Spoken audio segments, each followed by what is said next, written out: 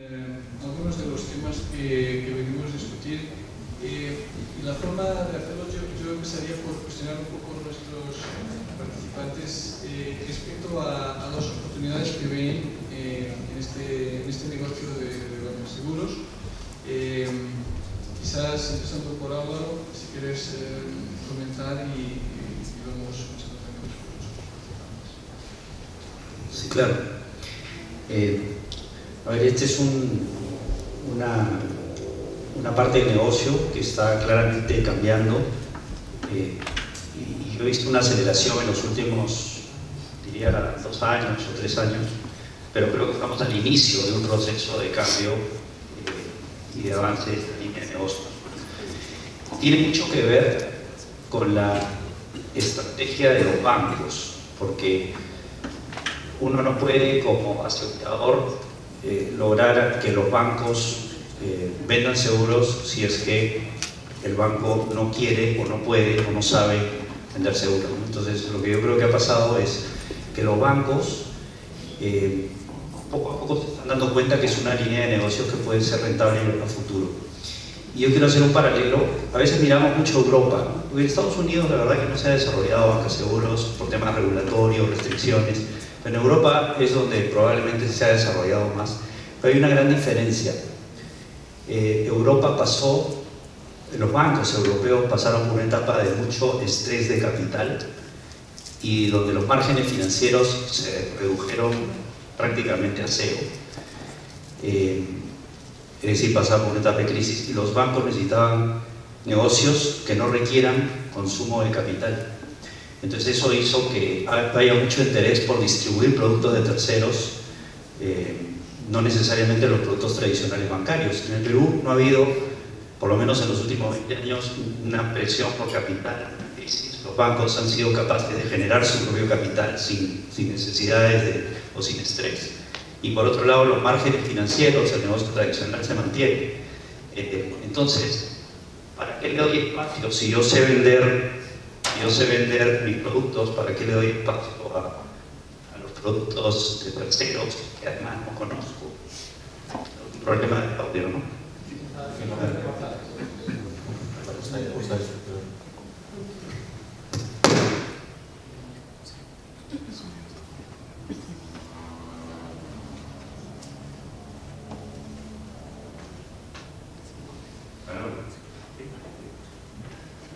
¿Se escucha ahora? Sí. Bien, entonces vivimos eso, por un lado, ¿no? Pero por otro lado, como decía, se están dando cuenta que a futuro esto puede ser una línea de negocios interesante y tiene que ver con el foco en el cliente. Los bancos están pensando en las necesidades del cliente, ya no tanto en productos, y al pensar en las necesidades del cliente ven que esto complementa, la oferta de seguros complementa lo que el cliente necesita. Entonces, yo empezaría por ese comentario, que no es algo que se dé naturalmente, tiene que estar muy alineado con la estrategia del banco. Los bancos tienen que darse cuenta que tienen que querer hacerlo, y eso es lo que sentimos que está pasando en este momento.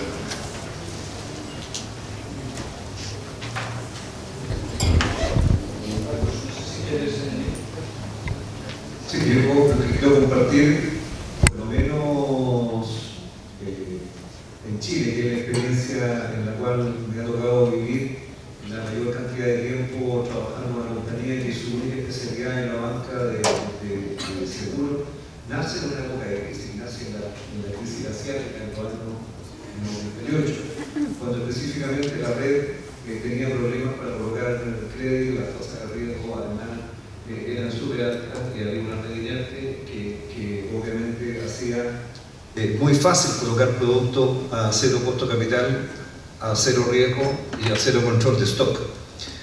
Yo lo que sí quisiera agregar que la banca de seguro tiene una dimensión que va mucho más allá de productos de seguro asociados a los bancos. Hoy día el mundo de la banca de seguro abarca el mundo del retail, abarca el mundo de las utilities, y en el fondo se da siempre y cuando hay una marca propia potente, hay una gran base de datos y hay un medio de pago. Y tiene una particularidad que también yo diría, y es parte de las potencialidades que uno ve, sobre todo acá en Perú, que más que la necesidad que tengan los bancos de incrementar sus utilidades o mantenerlas, es que permite una mayor inclusión con un efecto muy importante en los precios de los seguros a una población que muchas veces no tiene acceso a través de otros canales. Es decir, los seguros comercializados, y esto lo digo en base a la experiencia propia, no siempre trabajé en compañías de banca de seguro. Los productos asociados a un costo de adquisición a través de fuerzas de venta directa o a través de brokers no necesariamente permiten accesibilidad a ciertos segmentos de la población y muchas veces con un efecto de costo de adquisición alto, sobre todo en materia de comisiones en los productos optativos, que permitió fomentar la banca de seguro. Y quiero dar un solo ejemplo, y creo que lo dije el año pasado en esta misma reunión. Para el sismo del año 95 en Chile se pagaron 5.500 siniestros, y el año 2010 se pagaron 260.000 siniestros, en gran parte por la penetración que se había logrado a través de la banca de seguros. Por lo tanto, esa es una pequeña muestra que este es un mercado que tiene un tremendo potencial.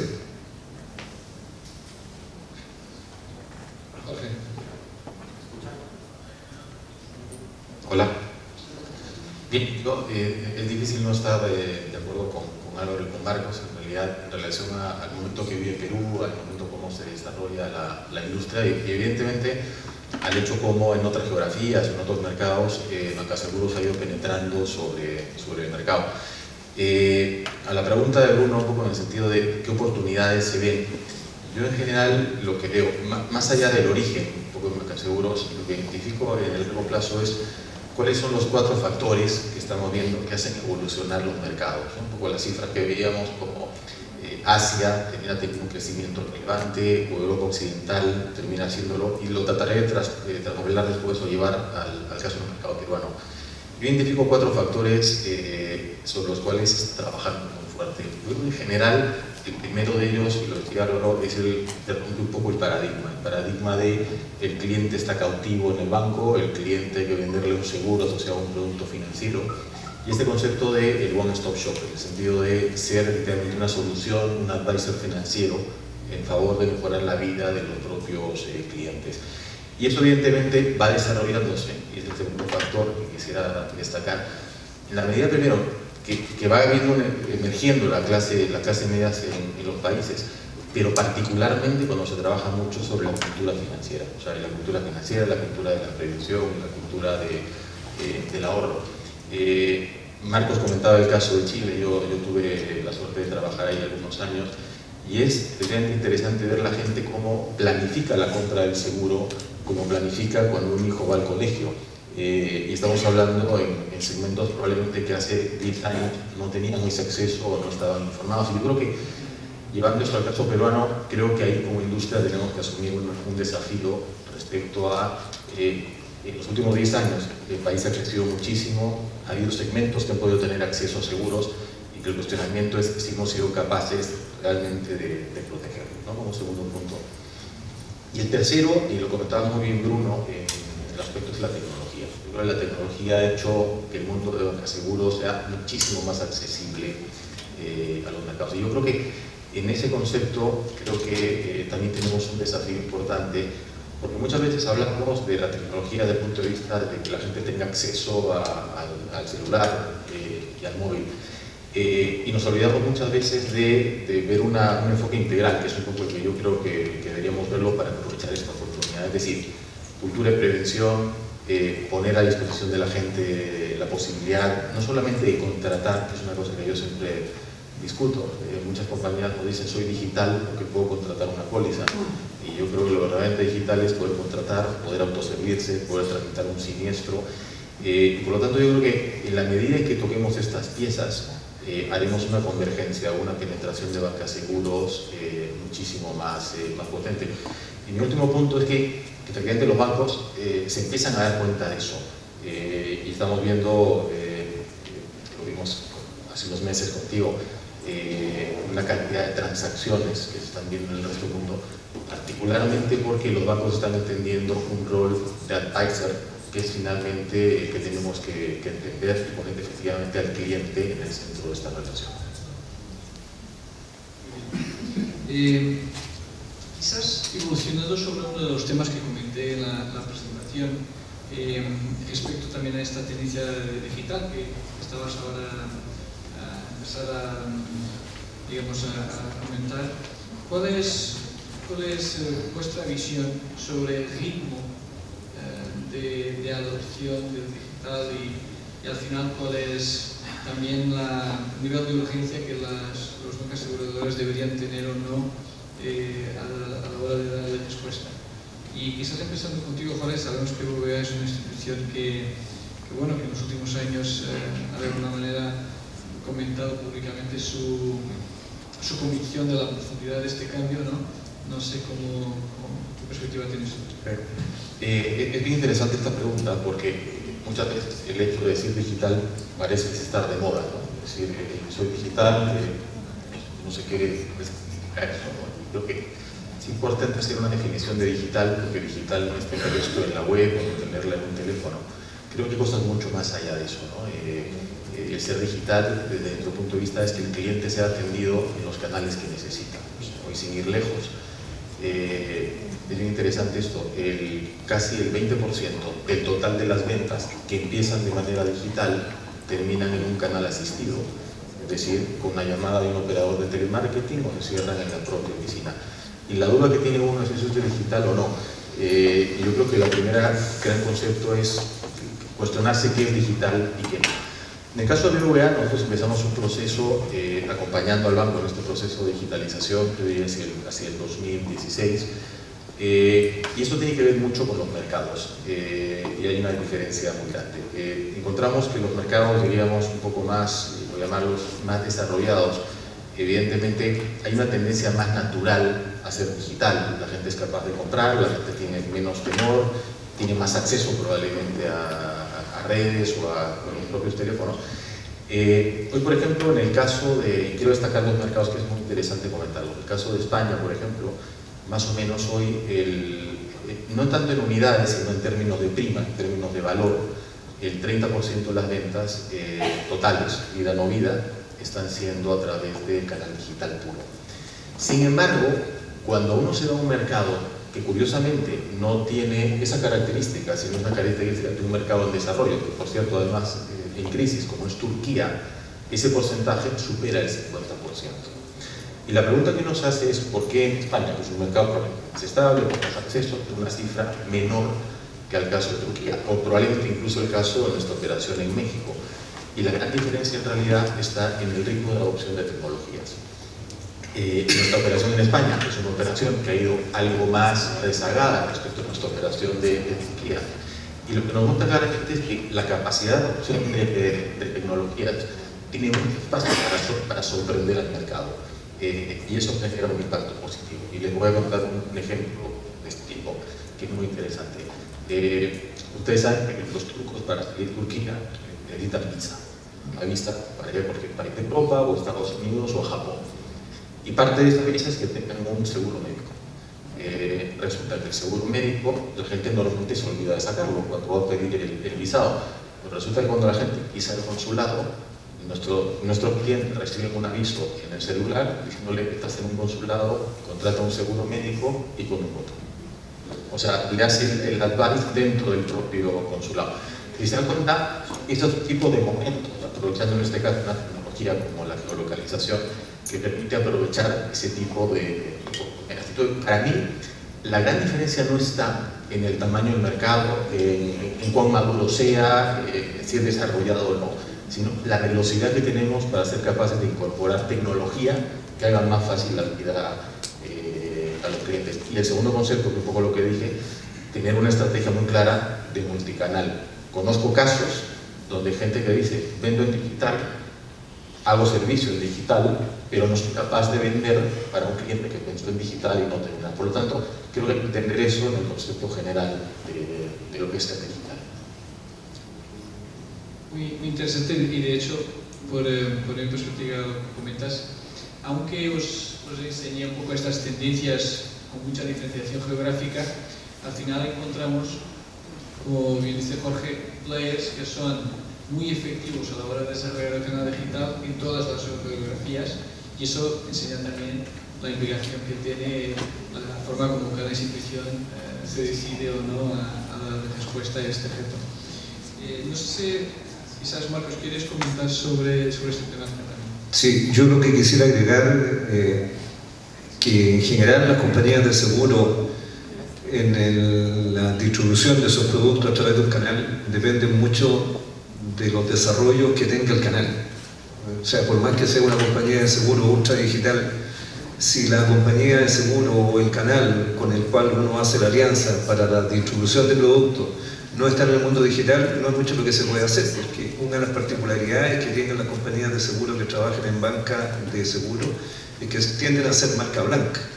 Es decir, si yo les digo que trabajo en Cardif, lo más probable es que sean muy pocos los que conozcan lo que es Cardif. De hecho, mis hijas, cuando yo me cambié de trabajo, me decían: papá, ¿a dónde te vas a trabajar si es una compañía que no la conoce nadie? Cuando uno habla ya del BNP Paribas y empieza a contar toda la historia, que al final es transmitir confianza a nuestros canales, obviamente que esto cambia, pero lo que les estoy planteando lleva a algo que es súper importante. Es que para que exista una buena banca de seguros, donde las filosofías son tan encontradas entre una y otra, el banco presta paraguas en verano y los quita en invierno. Esa es la filosofía, es decir, por definición es adverso al riesgo. Y las compañías de seguro, su leitmotiv, su principio, es administrar riesgos. Pero para que se dé banca de seguros, tiene que existir una sola estrategia. En la medida, y este es un ejemplo que yo siempre digo, en la medida, independientemente que existan canales digitales o no, en la medida que se sigan viendo a las compañías de seguro que trabajan en banca de seguro como el supermercado del seguro, es decir, yo voy a tomar los productos que yo creo como distribuidor que sirven a mis clientes finales, tenemos un tema estratégico que tiene una muy mala partida, porque al final del día la estrategia de banca de seguro tiene que ser única entre la compañía de seguro y el banco o el retail o la utilities que distribuye el producto. Y es por eso que muchos productos en banca de seguros, sean digitales o no sean digitales, se han desperfilado, porque al final el canal ya no quiere seguir vendiendo productos que no se venden, porque el principio es tener un Customer Journey común. No es que sea el Customer Journey de la compañía de seguro, no es el ciclo de vida, sino que cada entidad, cada alianza de banca de seguro, con compañía cautiva o sin compañía cautiva, es la clave para un desarrollo exitoso de un modelo de banca de seguro. Pero el que tiene que tener desarrollado el modelo digital y las interfaces correspondientes para tener la información en línea es la entidad, el canal. Muy bien. Álvaro, quizás quisieras aportar un poco la visión de una compañía más local, en cierta medida, sobre este cambio. Sí, bueno, yo coincido con lo que han dicho. El desarrollo del canal digital del banco es canal digital. De la digitalización del banco es fundamental para que la compañía de seguros esté alineada a eso, ¿no? Si no, eso no funciona. Lo otro que ha dicho Marcos, que es muy, muy importante, es el concepto de la alianza, porque uno tiene que ir de la mano con el banco. El banco y la compañía de seguros tienen que trabajar en un proyecto juntos. Por eso es que yo no creo mucho en el modelo de las licitaciones periódicas que hacen a veces, sobre todo retailers más que bancos, porque eso destruye valor. Otra cosa es sentarse en la mesa y hacer un plan de integración tecnológica, un plan de digitalización conjunta, un plan de alineamiento de objetivos, ¿no? Es bien diferente. Yo creo que el éxito de Banca Seguros va por ahí, ¿no? Por una estrategia conjunta, por alianzas, objetivos de largo plazo y por esa vinculación y velocidad que se tenga en conjunto en la estrategia digital. Si pensamos en los retos de este negocio, ya habéis comentado algunos, ¿no? Desde luego el apetito que tienen los partners, que son los bancos, de cara a desarrollarlo, pero más allá de esa dimensión, ¿qué otras preocupaciones tenéis respecto al desarrollo de la actividad, desde luego aquí en Perú? Bueno, yo creo que la principal misión o sueño, cada una de las cosas que uno desarrolla en la vida desde el punto de vista de la familia, del estudio, del trabajo, y lo que uno construye a partir del sentido de ese trabajo, tiene que ver con el sueño. Y obviamente, seguro, cuando uno tiene una misión social, piensa obviamente en mejorar la calidad de vida de los peruanos. Entonces uno no construye productos, no construye canales digitales, no construye tasas, sino que al final del día uno genera productos que de alguna manera mitiguen el dolor de la pérdida patrimonial o una enfermedad o una muerte o un accidente. Y de hecho, yo creo que aquí hay algo que es clave y que tenemos que trabajar todos muy unidos. Yo sé que la Asociación Gremial de Seguro, y no solamente ocurre en Perú, ocurre en todos los países, muchas veces tienen distintos focos. Los bancos en general venden todo el mismo producto, y lo hablábamos al inicio. Entonces, cuando un banco, si alguna norma toca la tarjeta de crédito, todos los bancos se sienten tocados. En seguro dependen del nicho donde estén.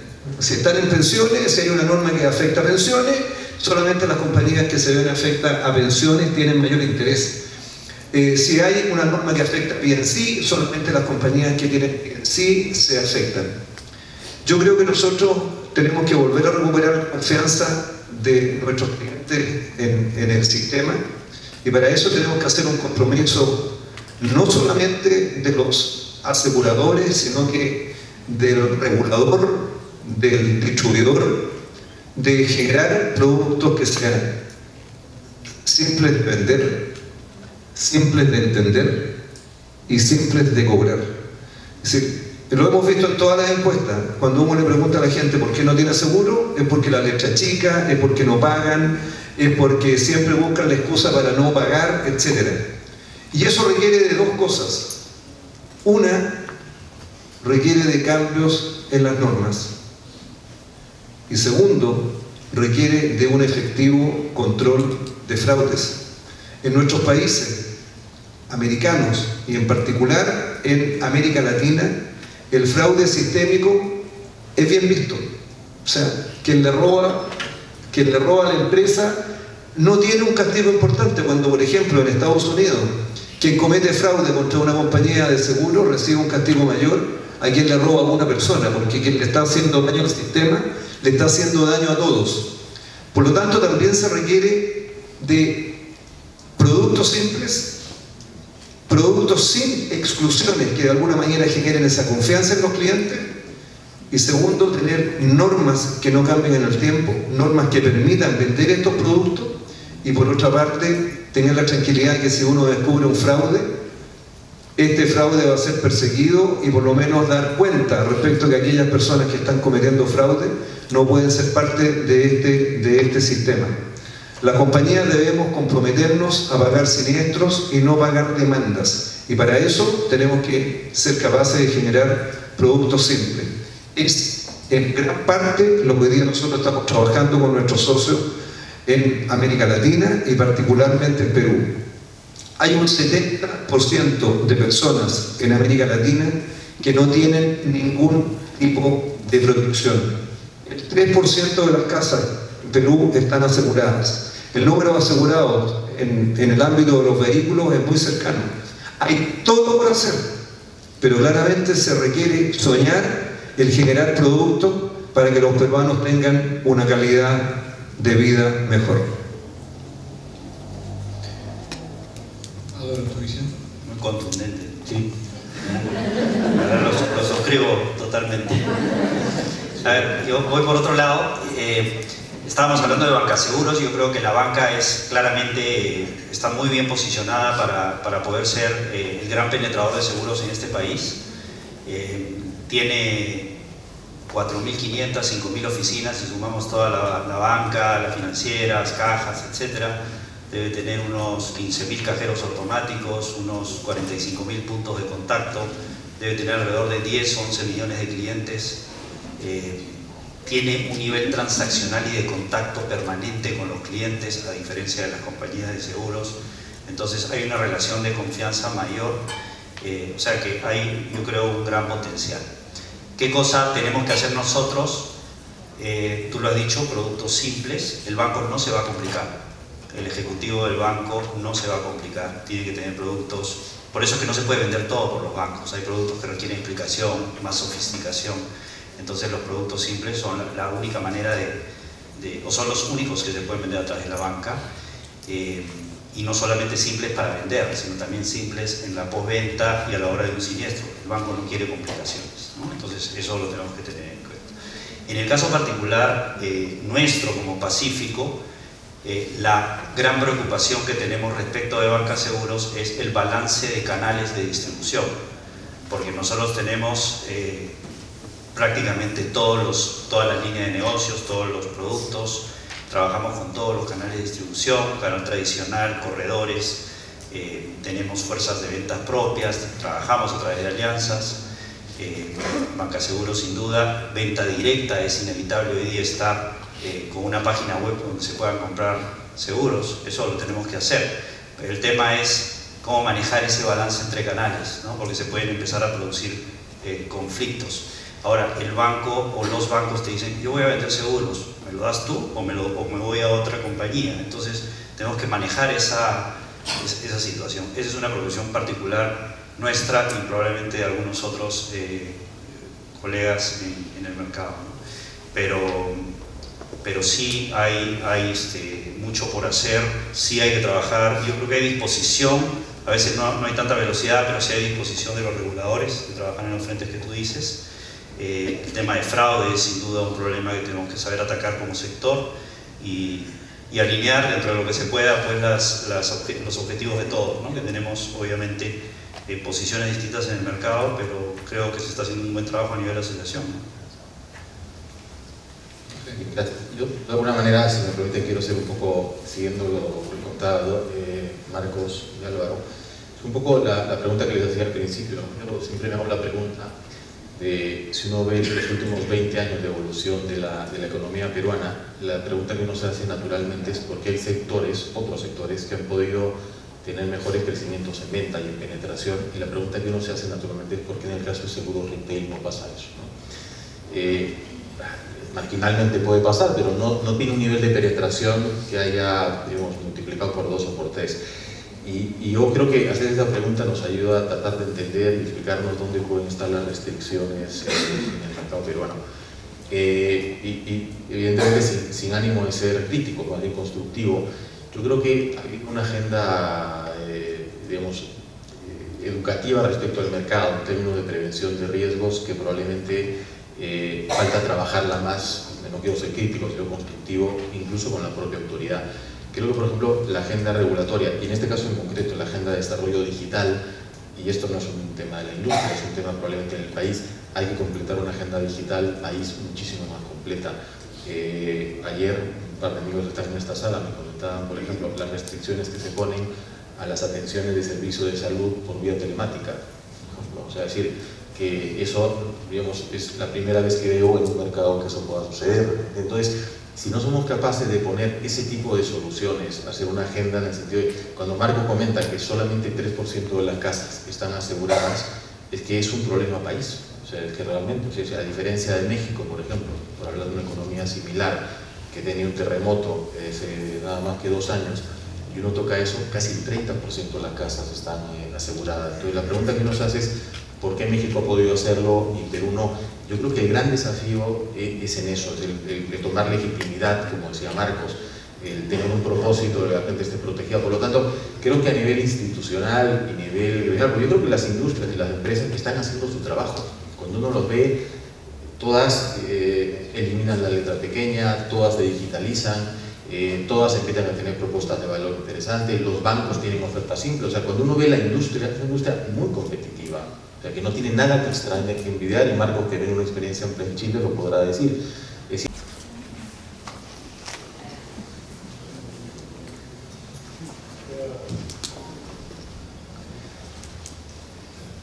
Yo soy hincha del Universitario de Deportes. He escuchado de todas maneras hablar de alianza de la compañía de seguros con los bancos. Pero, según escuché decir Álvaro, al final que él lo que buscaba, al menos pacífico entiendo, es que hubiera un balance donde también intervenían los corredores de seguros, los asesores intermediarios de seguros. Y creo que hay una preocupación en el mercado de que haya un enfrentamiento ante este desarrollo. No sé cuál es el programa que tienen ellos. Gracias. No sé si quieres empezar tú. yo puedo hacer un poco. A ver, cuéntanos qué has visto en otros lados cuando se ha producido ese conflicto. Yo lo que puedo comentar, y creo que sale muy claro del debate que estamos teniendo, es que estamos hablando de un mercado que tiene todavía un nivel de penetración muy bajo y sinceramente con potencial de crecimiento interesante, y un entorno en que al final se produzca esta evolución, y que objetivamente también, si miramos un poco la evolución del mercado, aunque quizás no tenemos la penetración que pueden tener otros países de la región en algunas líneas de negocio, pero sí que la tendencia de una forma general es positiva y de crecimiento. Creo que en un entorno de crecimiento esos conflictos deberían disiparse un poco, sinceramente. Ya vendrá el problema cuando llegue la maturidad que observamos, bueno, en las geografías donde yo opero más. Entonces, eso sería mi primera reflexión de cara a esta cuestión. Mira, Yo voy a hacer la segunda, Salvador. que desde mi punto de vista, yo creo que es un, perdón, con todo respeto, que es un debate falso.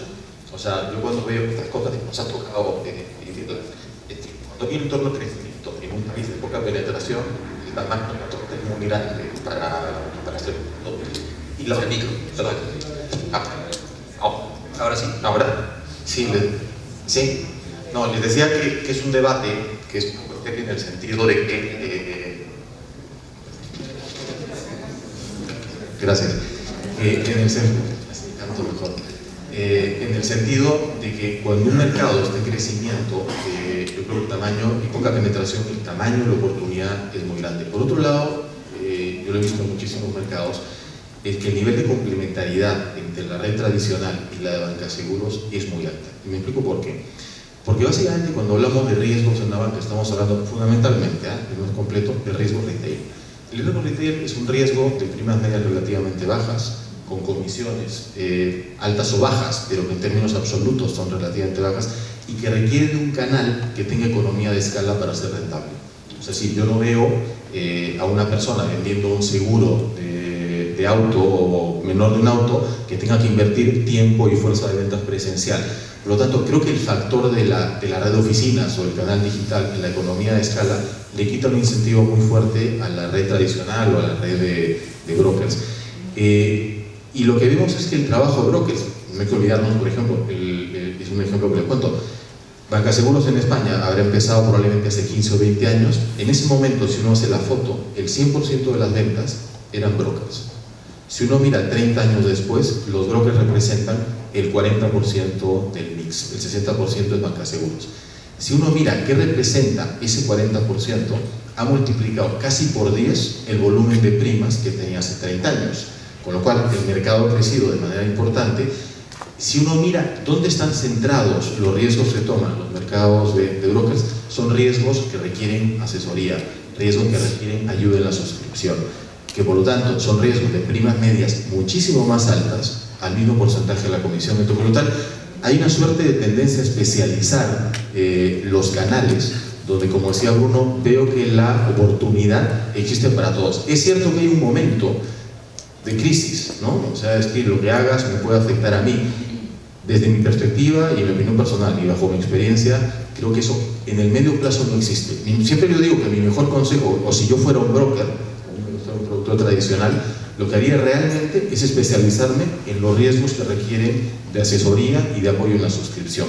El riesgo retail es una pérdida, digamos, de tiempo y de esfuerzo y de valor para una persona que tiene que maximizar su red de contactos y su portafolio de clientes. Ya se fueron los 3 minutos.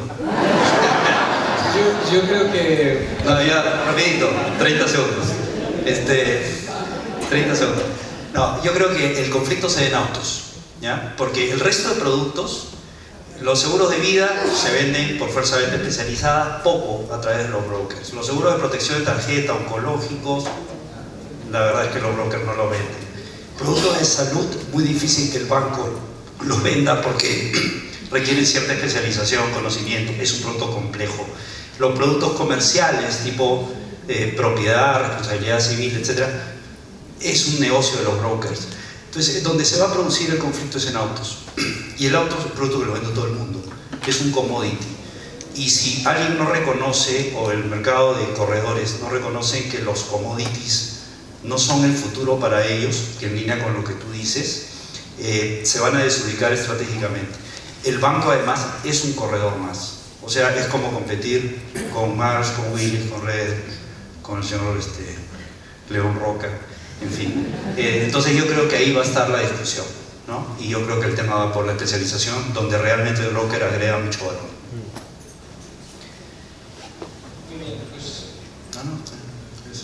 damos por encerrada la sesión. Enseguida os invitaría a volver al plenario, donde continúa la tarde. Muchas gracias. Gracias. Muchas gracias.